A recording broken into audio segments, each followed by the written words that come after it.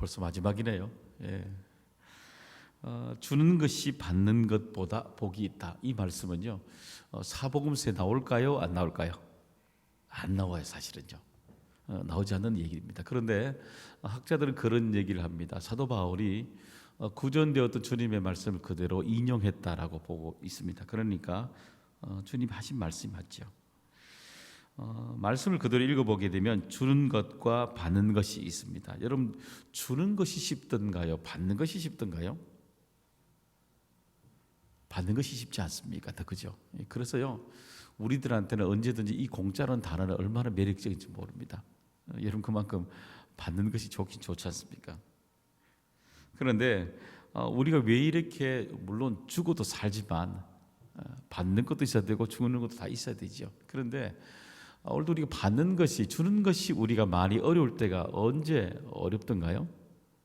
우리 성경을 보게 되면 이런 대목을 하나 읽을 수가 있죠. 우리 안에 어떤 왜곡된 신념이 있을 때 우리는요, 주는 것보다는 받는 것이 익숙해질 수 있다는 것을 알 수가 있습니다. 대표적인 예로 누가복음 10장에 보시면 제사장과 레위인들이 강도 맞은 사람 앞을 지나가고 있지 않습니까? 지나갔던 이유는 그 사람에 대한 얘기보다도 그 사람이 겪고 있는 상태에 대한 얘기지 않습니까? 죽음에 대한 것이, 부정한 것에 대한 것들이, 자기가 가지고 있는 것들이 결국에 가지고 있는 사람에 대한 기준을 넘어가지 못하지 않습니까? 그래서 자기가 가지고 있었던 이 왜곡된 신념들이 그 사람을 지나가게 되지 않습니까? 그러고 보면요, 우리 안에 가지고 있는, 내가 가지고 있는 기준들을 무너뜨리기가 참 어렵습니다. 그래서 우리가 믿음이라는 건 날마다 내가 가지고 있는 기준을 무너뜨려가는 것이고 하나님의 기준을 세워가는 것, 사실 그것이 우리 안에 믿음이라는 것이고요, 성숙이라는 단어를 거기서 우리는 나타내게 되는 것이죠. 또 하나는 우리 안에 결핍이 많이 드러날 때 우리 주는 것보다는요, 받는 것에 더 익숙해지게 살아갈 수밖에 없다는 것입니다.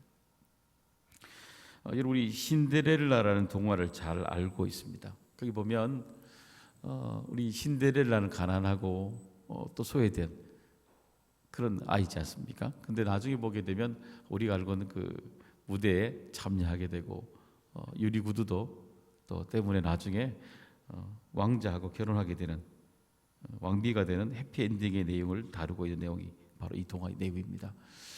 근데 여러분 알고 있지만 거기 내용을 보게 되면 우리가 좀 이해되지 않는 부분들이 있어요. 신데렐라의 계모하고 두 언니들이 왜 괴롭힐까요? 왜 괴롭힐까요? 계모와 두 언니들이 부족합니까? 물질이 부족합니까? 환경이 부족했습니까? 무엇이 부족해서 더 부족해 있는, 너 절대적으로 부족해 있는 비교 대상이 안 되잖아요. 절대적으로 부족해 있는 이 신데렐라를 왜 괴롭히고 있을까요? 왜 이런 설정이 가능할까요? 그저 다르게 보면 무언가 이 두 사람이 봤을 때 절대적으로 부족한 사람을 보면서 절대적으로 다 가진 사람이 구박하는 이 설정이 전혀 안 어울리는데도 가능한 이유가 있다는 겁니다. 그건 뭐냐면요, 뭔가 부족한 것이 이 세 사람에게 있기 때문인 것입니다. 결핍이 있다는 것입니다. 그 결핍은 뭐예요? 그건 뭐냐면 남편과 아버지의 사랑이 누구에게 그 동화에 보면 쏠려 있습니까? 거기 보게 되면 그 동화에 전적으로 다 나오지 않지만 짧은 내용 속에 앞에 좀 보시게 되면은 아버지의 전적인 관심은 신데렐라에게 있습니다. 신데렐라에게. 그러니까 그 남편과 아버지의 사랑을 받지 못했다는 결핍이 있으니까 결국에는요, 오히려 가진 것이 역전이 되지 않습니까? 오히려 그 신데렐라를 더 많이 구박하게 내용으로 흘러나오게 되지 않습니까? 여러분, 종종 우리도 그럴 수가 있어요.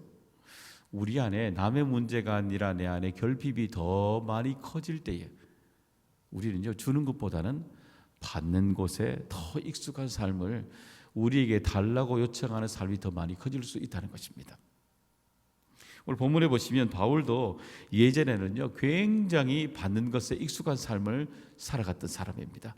왜냐하면 우리가 대표적으로 이 사도 바울이 태어날 때부터 모든 것에 받는 것에 익숙해 있다는 것을 알 수 있는 것은 뭐냐면 그가 바로 로마 시민권을 가지고 있기 때문인 것입니다.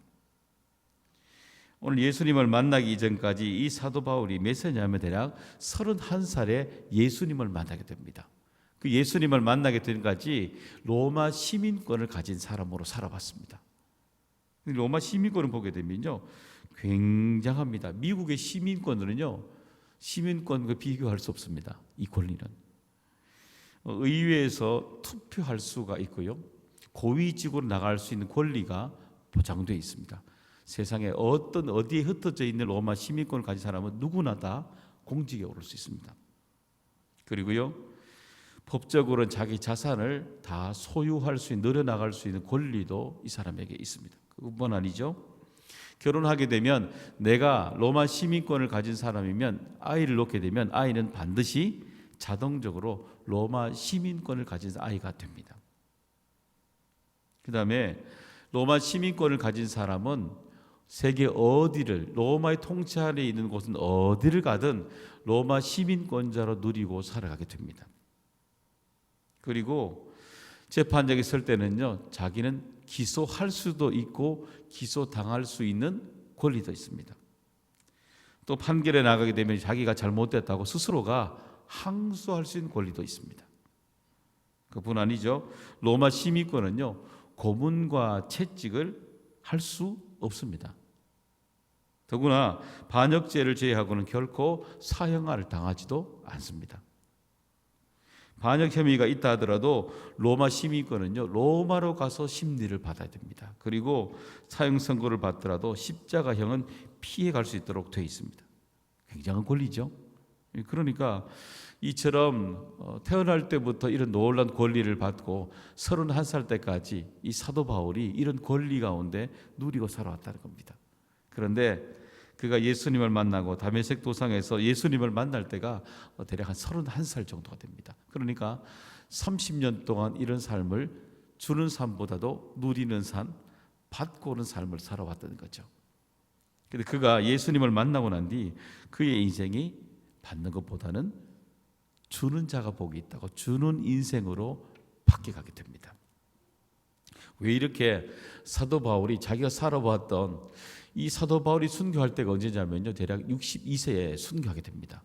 그러니까 자기가 살아왔던 그 전에는 내가 받아왔던 삶이라면 나머지 인생의 하프타임을 지난 때부터는 오히려 주는 사람으로 통째로 인생이 바뀌어가게 됩니다. 이 사도 바울이 이렇게 바뀌어가게 된 이유는 뭐냐면요, 바로 그가 넘치는 하나님의 은혜를 받았기 때문인 것입니다. 그러니까 은혜가 너무너무 받은 은혜가 너무너무 크다는 것입니다. 그러니까 남에게도 항상 주고도 받을 만한 항상 넉넉한 그런 은혜가 그 속에 사도 바울 안에 있었기 때문이라는 것입니다. 그래서요, 사도 바울이 썼던 이 서신을 보게 되면은 초기에 썼던 서신들과 그리고 마지막에 30년 지나고 난 뒤에 쓴 내용의 서신들은 다 핵심적인 내용은 다 똑같을까요? 틀릴까요? 동일할까요? 틀릴까요? 기본적인 보내는 지역의 상황은 틀릴지 몰라도요, 핵심적인 내용은 똑같습니다. 예수님을 만날 때나 30년 뒤에 그가 하나님 앞에 갈 때까지 똑같이 그가 붙들고 있는 신앙은 딱 하나입니다. 그 뭐냐면 예수 그리스도의 십자가의 죽음과 부활입니다. 나 같은 죄인 살리신 그 은혜가 어떤 서신이든 간에 30년이 지나도 계속해서 반복되는 은혜, 십자가의 은혜 놓치지 않고 기록합니다. 날마다 기록합니다. 여러분, 그렇기 때문에요, 가장 중요한 은혜는 아무리 반복해도 지겹지 않는 것입니다. 그렇지 않던가요? 여러분, 사랑이라는 말 1000만 번 더 들어도 부족하던가요? 더 넘쳐 더 받기를 원하지 않습니까? 왜 그래요? 예, 기분 좋은 말이지 않습니까? 좋은 말이지 않습니까? 그죠? 믿음의 복음도 그래요. 십자가의 은혜, 예수 그리스도의 십자가의 은혜, 십자가의 죽음과 부활의 은혜는요, 1년 내내 들어도 우리에게는 감동일 수밖에 없는 것입니다. 왜냐고요?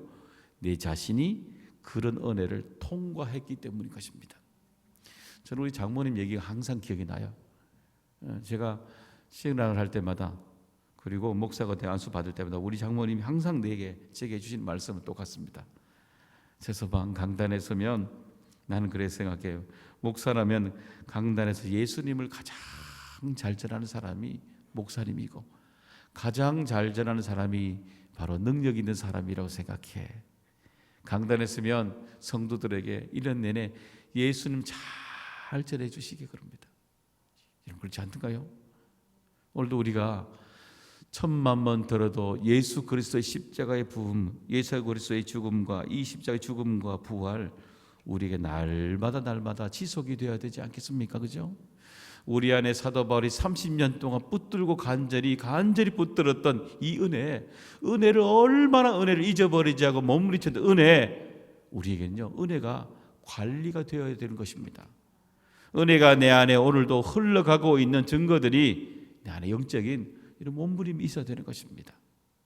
그런 은혜들이 여러분 가운데 오늘도 저와 가운데 충만하게 채워줄 수 있기를 간절히 사모합니다. 여기 보시면 우리가 신앙생활하면서 은혜가 날마다 충만하게 잘 넘쳐가던가요? 여러분 의외로 우리의 삶에 이 은혜가 그렇게 잘 넘쳐나지 않을 때가 참 많이 있습니다.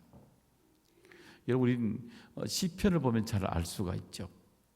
시편을 보게 되면 다윗이 하나님 앞에 감사로 드리는 내용도 있지만 기쁨으로 드린 예물 시편도 있지만 대부분이요 고난 중입니다. 고난만 중에 감사만 할까요? 아니에요. 불평도 있고요 원망도 있습니다. 그런데 우린 시편을 통해서 우리는 이 다윗의 문맥을 통해서 우린 왜 은혜롭다고 말할 수 있을까요? 그건요 수많은 은혜들 가운데도 있지만 수많은 원망과 불평을 누구에게요? 하나님께로 가져가고 있다는 것입니다. 그게 믿음이에요. 믿음이 사람은 원망과 불평 안 합니까? 하지요. 당연히 원망과 불평이 있는 겁니다. 있죠. 왜요? 우린 믿음이 그렇게 완전하지가 않아요. 원망과 우리에게 불평이 있으면 믿음인 사람은 어디로 갑니까? 내게로 가져가고 세상으로 가져갑니까? 아니면 하나님으로 가져갑니까? 하나님께로 가져가는 겁니다. 내 안에는 모든 섭섭한 마음도 불평들을 하나님 앞에 다 가져가서 하나님 내가 가지고 있는 이 마음을 만져달라는 겁니다. 이게 은혜예요. 이게 은혜. 이게 하나님 앞에 붙들린 사람들의 삶의 방식이에요. 하나님 나를 간섭해 달라는 겁니다. 하나님 내 마음속 부정한 마음을 몰아가 달라는 겁니다. 그 마음에 몸부림이 있기 때문에 우리는요 다윗의 시편을 통해서 우리하고 똑같은 마음을 우리는 시편에서 발견하게 되는 것입니다. 그렇기 때문에 오늘도 우리의 마음에 완벽한 은혜가 아닐지라도 여러분 생각할 때 완벽한 믿음이 아닐지라도 아주 작은 믿음이라 보일지라도 여러분 꼭 흘러가게 하시기를 바랍니다. 흘러가야 능력이 있는 겁니다. 흘러가게 하는 것 그게 믿음이에요. 믿음. 여러분 수도가에도 물을 틀어놓으면 그렇지 않던가요? 수도가의 물도요 큰 물도 콸콸콸 틀어놓으면 금방 넘쳐나지요. 그런데 예전에 우리 어머니 그러더라고요. 전기세 어느 전기세 안 나오려고 그러면 물 한 방울 조금씩 떨어뜨려 놓으면 된대 그러시더라고요. 정말 그렇습니까? 어쨌든 물방울 조금씩 떨어뜨려 두어도요 시간이 지나면 어떻게 되던가요? 넘칩니다. 여러분 그렇기 때문에 우리에게요 우리가 생각할 때 작은 부스러기라도 붙잡을 수 있는 것 그것이 믿음으로 보이는 것 그것이 믿음인 것입니다. 그러니까 사도 바울은요 작은 것이라도 여전히 몸부림치면서 하나님 앞에 날마다 어떤 형편이 있든지 그 감사의 몸부림이 하나님 앞에 드려지고 있는 것입니다. 빌립보서 4장 11절 13절 보시면 우리 한번 같이 신앙 고백 한번 해볼까요? 여기 나와 있죠. 같이 읽어봅니다. 내가 궁핍함으로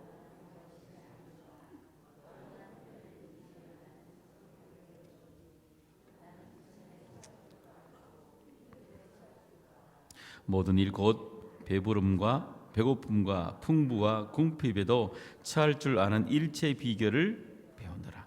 내게 능력 주시는 자 안에서 내가 모든 것을 알 수 있느니라. 사도 바울이 내게 능력 주시는 자 안에서 내가 모든 것을 알 수 있느니라. 그가 만난 하나님입니다. 내가 만난 하나님 어떤 하나님이요? 내가 궁핍할 때도 하나님을 만났다는 겁니다. 내가 비천에 처할 때도 하나님을 만났다는 겁니다. 배고픔 가운데도 하나님을 만났다는 것입니다. 그 속에 수많은 부딪힘이 있지요. 연약할 때가 있지요. 그런데 그때마다 내게 주셨던 그 하나님이 내게 흘러가게 하셨던 은혜가 참 많이 있는 것입니다. 그 은혜가 오늘도 내게 어떻게 말씀해 주시고 있어요?